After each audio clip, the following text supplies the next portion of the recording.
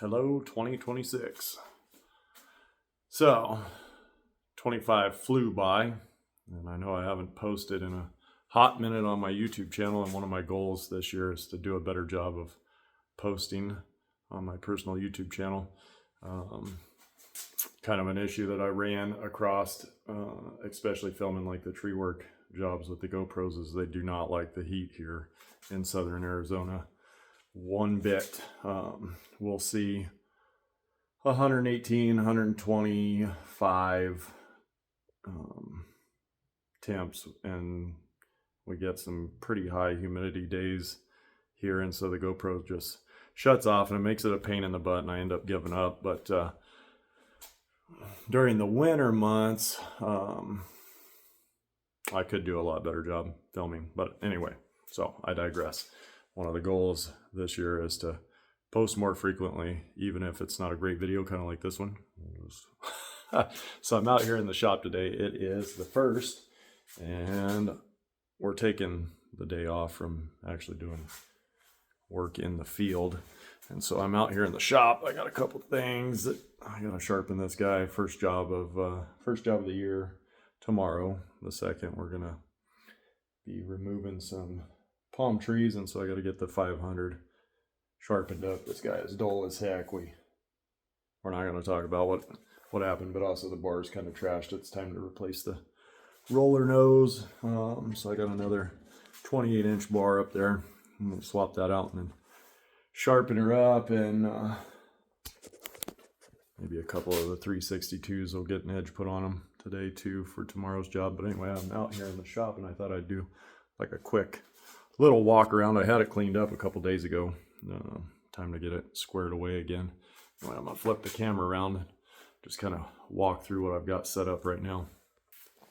So I just put a second shelf. I've actually got 4 of these shelves now. 2 are sitting in the storage units though, so I ended up having to buy another one. Sam's Club. Great investment. Heavy duty shelves. I think it says they'll hold like 10,000 pounds. I recently bought these Notch stump grinder, Tri-Guard stump grinder shields. Dude, things are awesome. I should have bought a second set, so I'm going to get a second set. I bought this one from Vermeer, and I think I'll probably order another set.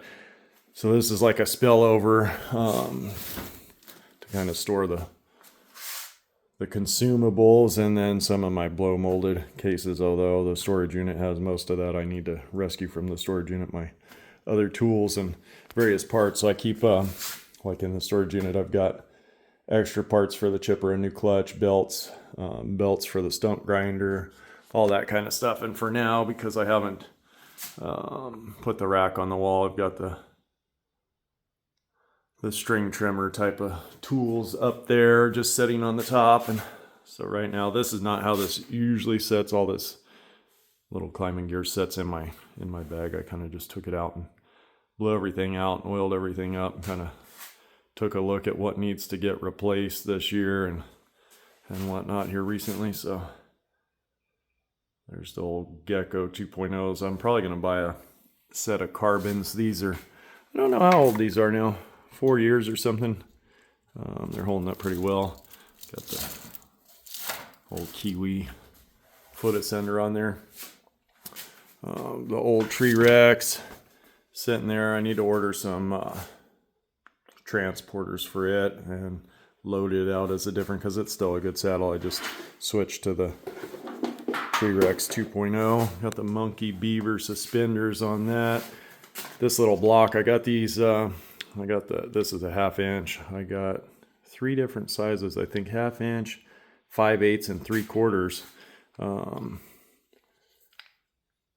As part of a deal off of, I think, Tree Stuff. You order like $1,500 or $2,000 worth of gear, and they would give you a bunch of stuff, and some of it were those 3 blocks. So that was a score. I really like this 1/2 inch block. The only thing I don't like about it is this one is that screw lock. You have to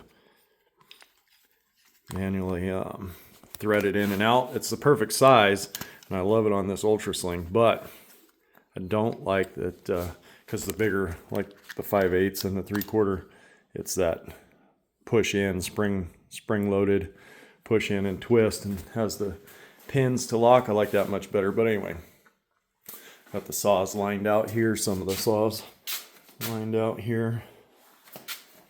Let's not even talk about this 261C. I've had a couple other 261s, and they've been pretty decent. This one, I bought it brand new about this time last year.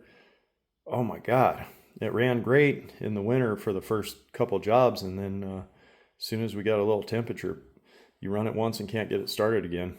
So I'm back to loving the 362s because at least they'll fire up. I don't know what to do about that thing. Bought this battery saw, the one, I think it's a 161. Yeah, MSA 161T. With the 300S batteries. I've got two of the batteries. It was a fairly expensive. It was almost $1,400 for the batteries, the charger, and the saw. I like it. I like it a lot. I like battery saws. The noise reduction and not having the fuel clinging to your clothes all day. That type of deal is cool, but I do not like the grip on this. It tore my wrists and forearms up for the first, I don't know, couple weeks that I ran it. Look at how thick that thing is. It's just, I don't know. There's the old 201. Anyway, yeah, these grips on the gas saws, much better grip design. So they need some improvement on that. And then wouldn't it be great if Stihl would make 2 attachment points? Leave that one for hanging the saw and then have a second one for your lanyard. These little Makitas. If you've got extra money to invest in saws and you can have like a saw for every job, dude, this Makita, I call it the Power Selkie. I forget what model that is. Oh, it's right there. Anyway, it's the little 18 volt one. Not a powerhouse, but great for pruning if you swap it out to the quarter pitch. And so all of my top handles are running the quarter pitch. I'd much rather have a 16-inch bar on that. That's a 14. Still doesn't make a 16 in the quarter pitch 43 gauge. So I'm running 14, and what that allows me to do is all my saws, except for the little Makita, run the same size chain and bars, which is pretty handy. Then you don't have so much logistics to deal with. So here's this, the Proteus. I got one of these, and it's like a love-hate. Definitely not worth the money sort of deal. I've got a pretty big head, so that might influence it a little bit. The ear cups are ungodly uncomfortable. They sit on your ears. You have to like tuck your ears in there. It is a hotter helmet, especially here in the heat, because it wraps way around the back of your head. It's heavy. I don't know. It's a love-hate with that one. Definitely not, wouldn't be my first choice. Oh, the adjustment. That's the biggest thing. If it had a better style of adjustment, so you flip that latch up and down for getting it on and off your head, and then you have to like manually move the adjusters inside the helmet, and it's a set it and leave it sort of deal. It's not a quick thing, whereas the cask, you just twist this little deal. The cask Super Plasma, that's the way to go with these 3M Pelletors. That's the helmet. That's the helmet to have. The only thing that I like about the Proteus is, I think that's the name of that helmet. I can't remember. Anyway, on the Cenas, this protects the wires to your ear cups much better. If you're like climbing through dense canopies and stuff, you know, some places tree work's a little easier than other places. Here, not so easy. You're having to climb and thread your way through stuff, dense brushy canopies, and yeah, snag hazard there on the deal. So don't like that. That's the only drawback to that. So I've got the I don't know. wide selection of the climbing devices. This is the old rope runner. I've had this for like a lot of years. As you can see, the bollards are worn. That's actually the second set of bollards on it. That, probably one of my most favorite devices of all time. I came out with this, and the wife bought it for me because I love purple. And so I got the rope runner too. I like that the pins are captured. I like the magneto too. That's a cool deal. I don't use this very much here in Yuma. This I was running in New Mexico like crazy. That works well for the trees over there. And then rope wrench. So with this guy, I don't know. I think I prefer the OG rope runner better. The bird, just more spring tension. I like the way this looks, though. I love that purple. Anyway, still good devices, both of them. And then I got the rope wrench because I run a lot of friction hitch-based systems, and so being able to swap over to single line if I need to. I just carry this on my saddle and then swap over to single line if I want. Pretty handy. I don't know what the deal is. I run this guy, the Zigzag, for all of my palm work. It used to stay on a line in a bag with the friction saver strictly for palm work. And here recently it started slipping on me. I got to do an inspection on it. I don't know if it's the rope has worn out a little bit and gotten too small for it, or what the story is, or it got overloaded. I don't really know. So I'm going to have to do a little inspection on that and see what the deal. It's slipping though. So maybe I'll try it on a new rope. Got this. I think it's the CT foot ascender. Recently picked that up. Way better. The strap on that is way better. I wish it was hanging up here. I don't see it. I had a Petzl foot ascender. That one sucks. Always had problems. I've got big feet, big shoes, and stirrup on it was little dinky, way too small, and always slipped around to the backside of my foot. I could never get it adjusted right. So if you're looking for a foot ascender, that one's the way to go. Haas knee ascender, same deal. Stirrups too small. I have it maxed out and I can barely get it on and off my feet. If I'm wearing a pair of boots that have heavy lugs on it, good luck getting it off. A hand ascender, highly recommend always carrying on your saddle. That's an awesome tool. These throw line boxes, I think sick. I like this way better than the old style cubes. Time to replace the old steel cord flip line, and I'm finding that my grip strength is, I don't know, getting tired or something, and so I can't, it's not the same as when I was like 20.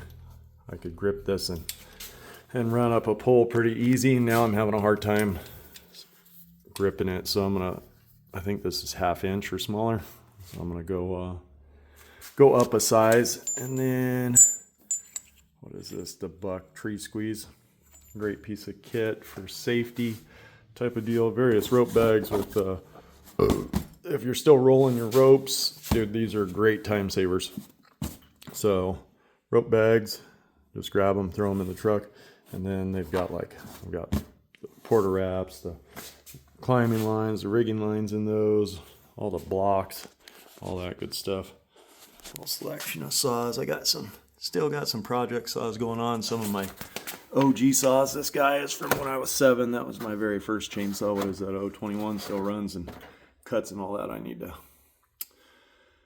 do a little work on that. That was one of my dad's top handles. He had twin 020 top handles, and that's the sole remaining one. There's a 391 that I bought out of desperation way back in the day. That saw has made a ton of money and ran the old 064. That's a work in progress. Everybody's got to have a 250. It's hit or miss. Some of them are they're good saws regardless, but some are ridiculously powerful for what they are. And of course, the old 500i is up here.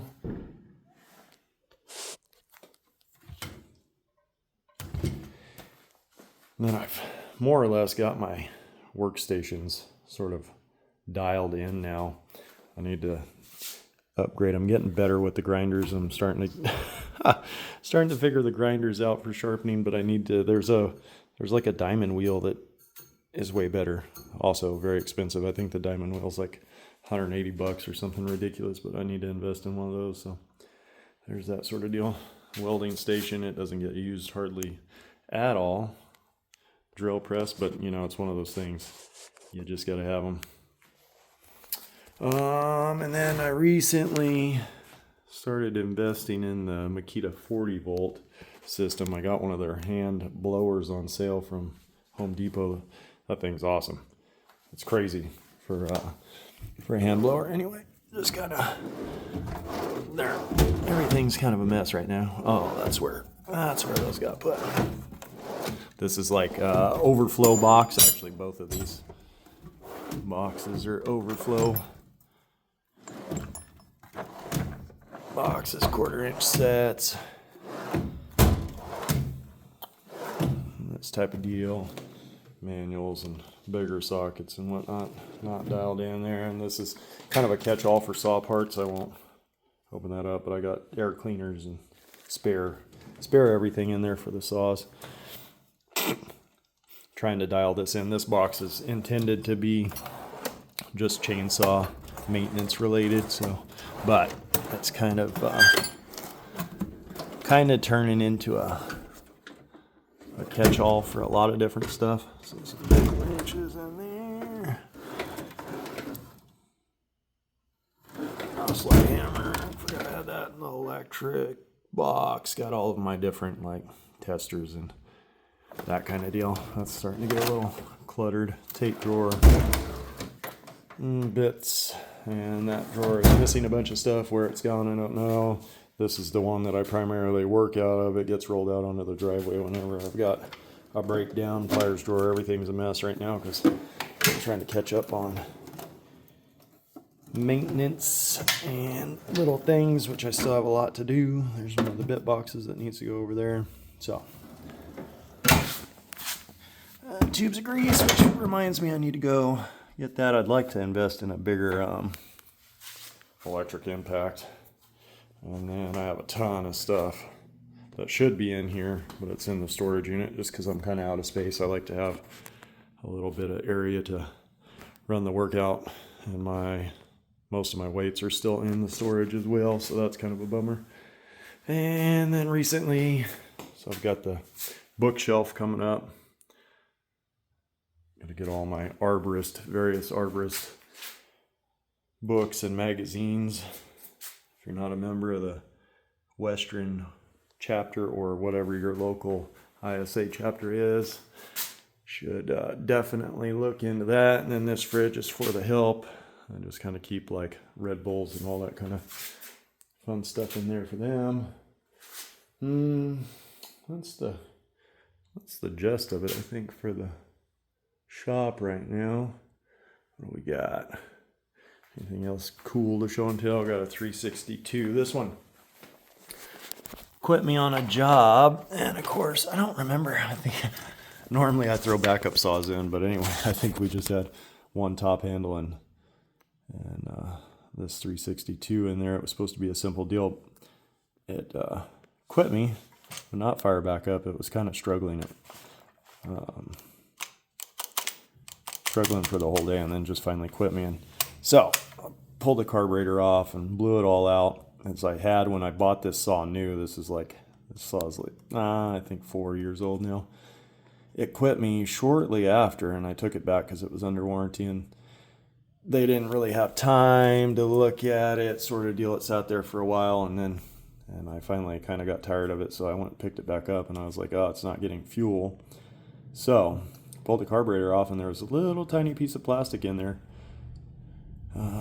restricting fuel flow, so got that out, and it's been running ever since. And this saw is kind of cold-blooded. It doesn't really cut that great until it's warm. It's kind of finicky, but anyway, they get used hard here in the desert. Lots of dirt. So I was noticing, I got it all put together, and I saw this was stuck like this, and I'm looking at the throttle, and it's got that little piece there that pushes that actuates that. And this was not even touching it. Nowhere near. So I pulled my twin 362 out and took a look at it and played with this, and it was spring loaded and popped right back down like this one is doing now. So I was like, that's probably what's doing it. So sprayed the crap out of it. This little spring is kind of a weak little chintzy deal, but cleaned the crap out of that, and now it's firing up and running great. But I had borrowed parts off of it, and so I need to go to the parts house and grab some parts and get a bar back on it. I've got a light bar that I bought sitting in this drawer for it, so need to get that together today. So that's a little update. I know it turned into a long drawn out video, but I'm going to try to do a little bit better of just uploading stuff to the channel. Let me flip this. I'll try to do a little better job of uploading to the channel and staying in touch a little bit better. Trying to come up with something. Then I need to do better work at working on the business YouTube channel. I've been slowly getting better with things, but I save little interesting stuff that I run across at various jobs. I've got a box of root issues in the back, so I need to make some videos and put up on the business YouTube channel about that. Oh, organize your chains. This so much better than I probably still have a big old pile of chains laying around somewhere. I had a big old box anyway. So much better than just having a pile of chains laying around that you have no idea what size they are, if they're sharp, if they're dull, if they fit the saws, or they're stretched out and need a link taken out. Yeah, so those are this is nothing fancy. These are hat racks, I think from Walmart or something like that, Hobby Lobby maybe, and they work out just fine for now anyway. Probably making something out of metal would be better, but that works. Oh, one of these crates full of nothing but PPE, so glasses and gloves and all that for the self. Did pretty good business wise this year, so well in 25, hoping to increase another 100 grand on revenue this year. 100, 150 would be balling, but I'm not sure. I'm not sure if I have it in the tank to drive it that far. I know that my marketing spend needs to be greater. I think I was it looks like I put about 1% into marketing this last year, so I'm hoping to get up to at least 5%. I just need to be a little bit more disciplined on that. Anyway, hopefully you guys had a great 25, and we're looking to have a great 26. Started out strong and see it through.